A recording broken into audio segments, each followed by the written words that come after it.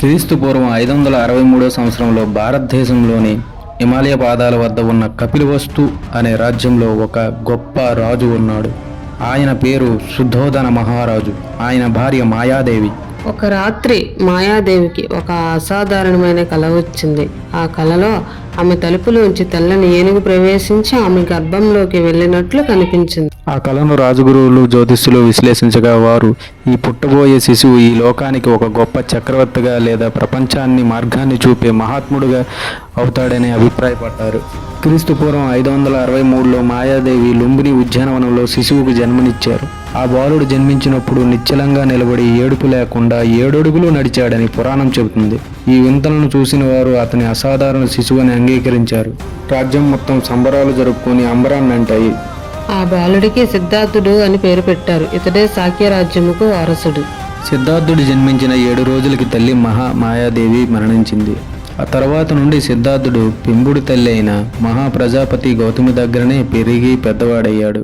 చిన్నప్పటి నుంచి కూడా సిద్ధార్థుడు చలాకీగా ఉంటూ తన పెంపుడు తల్లి అయిన మహాప్రజాపతి దగ్గర పెరిగి పెద్దవాడయ్యాడు.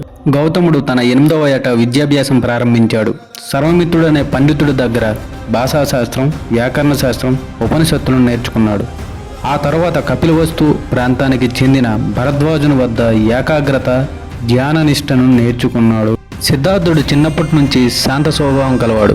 ఆయుధాలు, అశ్వస్వారీ క్రీడలు అంటూ చూసేవాడు, కానీ గుండె మాత్రం జాలితో నిండి ఉండేది. రాజు శుద్ధోదనుడు తన కుమారుడు బౌద్ధుడవుతాడనే భయంతో రాజ్యంలోని అన్ని బాధాకర దృశ్యాలను అతని చూపులకు దూరం చేశాడు. సిద్ధార్థునికి తన 16వ ఏట దండపాణి పుత్రిక అయిన యశోధరుని ఇచ్చి వివాహం చేసినారు. ఈ అన్యోన్య దంపతులకి రాహులుడనే కుమారుడు జన్మించాడు. ఇక రాజ్యంలో అందరూ అనుకుంటున్నారు సిద్ధార్థుడు త్వరలో సింహాసనాన్ని చేపడతాడని. కానీ ఆయన మనసు మాత్రం ప్రశాంతంగా లేదు. ఏదో సంకోచిస్తుంది, ఏదో తెలియని వెలుతు కలుగుతుంది. సిద్ధార్థుడు తన 29వ ఏట వైశాఖ శుద్ధ పౌర్ణమి రోజున క్రీస్తు పూర్వం 534వ సంవత్సరంలో సత్యాన్వేషణ కొరకు రాజ్యం మొత్తం తిరగసాగాడు.